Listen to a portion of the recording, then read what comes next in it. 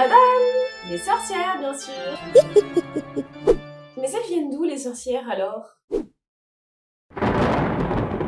À votre avis, depuis quand parle-t-on de sorcières?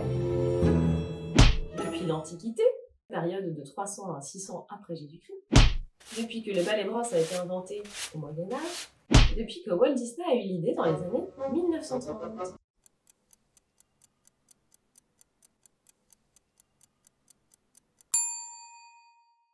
Depuis l'Antiquité. En effet, le terme de sorcier apparaît autour de 589, donc bien dans l'Antiquité. Il a pour origine la déformation du mot sourcier qui signifie détecter l'eau et la source à distance. Mais finalement, ça désigne qui, ce mot sorcière?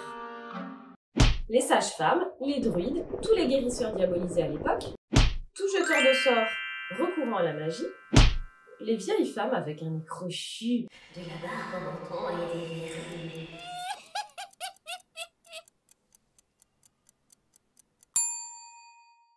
Le terme de sorcier désigne à la base tout un tas de fonctions diabolisées à l'époque, du type sage-femme, herboriste, guérisseur, tireur de feu, les sourcières, les astrologues, les devins, tous pour chasser depuis l'occupation romaine. Pas très sympa les Romains. Ensuite, pendant des siècles, selon les croyances chrétiennes, la sorcière est celle qui a passé un pacte avec le diable. Pourquoi? Pour pouvoir opérer des maléfices et pour aller à des assemblées nocturnes dites de sabbat. Évidemment, aujourd'hui, le sorcier peut également être vu très positivement, plutôt comme un jeteur de sorts qui recourt à la magie, d'où la réponse A et B. Et pratiquer la sorcellerie, ça veut dire quoi? Transformer les petites filles en serpents et les petits garçons en crapauds, jeter un sort en utilisant des forces surnaturelles, des entités maléfiques ou non, jeter un sort en utilisant des forces naturelles connues comme celles des plantes, des cycles lunaires ou des ondes.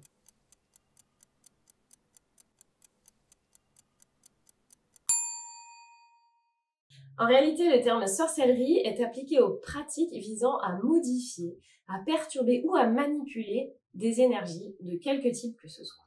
Influencer les énergies d'une personne, d'un lieu, d'un objet, etc. Par exemple, une des pratiques assez répandues que vous connaissez sûrement, c'est celle de la poupée vaudou. Vous savez, cette espèce de petite poupée, soit en chiffon, soit en argile, à laquelle on fait subir plein de choses pas forcément très agréables, en se disant que ça aura un vrai impact sur la vraie personne dans la vraie vie. Ça, c'est une pratique typique de sorcellerie. Savez-vous qu'à partir du Moyen-Âge, c'est terrible, les pauvres sorcières, elles sont persécutées.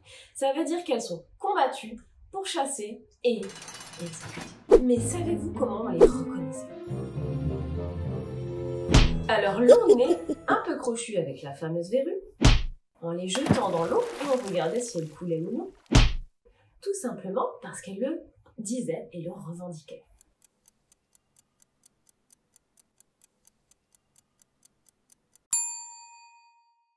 Ça s'est vraiment passé. Ça veut dire que les pauvres sorcières, quand on estimait qu'elles étaient peut-être sorcières, on les jetait dans l'eau. Parce qu'on estimait que les sorcières étaient plus légères que l'eau. Si jamais elles flottaient, c'est simple, elles vivaient. En revanche, si elles coulaient, eh ben c'est dommage, elles étaient mortes pour rien. Magnifique époque, n'est-ce pas? Mais quand a-t-on arrêté de chasser les sorcières? Lorsqu'on s'est mis à chasser le gibier au Moyen-Âge, jamais on les persécute toujours. À la fin du XVIIe siècle.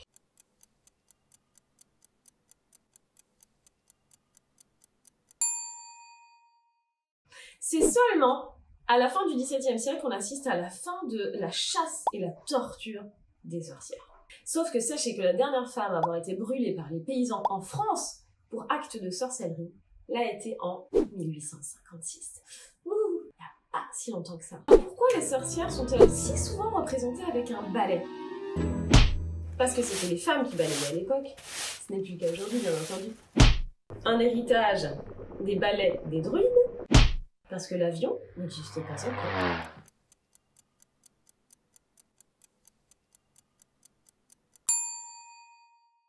En effet, c'est un héritage du ballet des druides en Genève, ballet auquel on attribuait de nombreux pouvoirs magiques.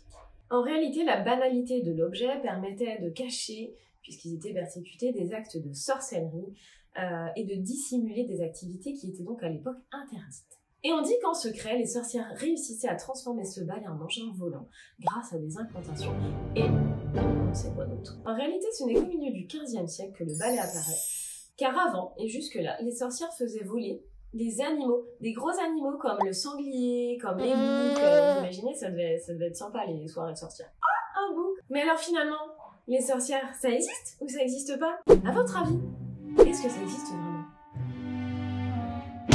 Oui? Non?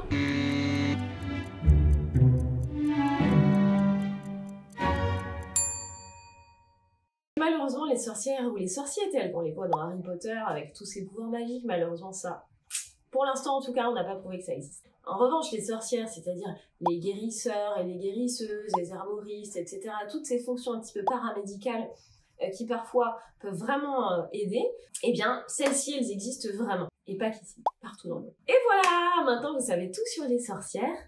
À votre tour de développer vos propres pouvoirs magiques. Peut-être que vous avez des pouvoirs magiques ou de l'or dans les mains, comme celui de faire les devoirs en dormant. Ce serait bien, enfin, moi j'aurais bien aimé.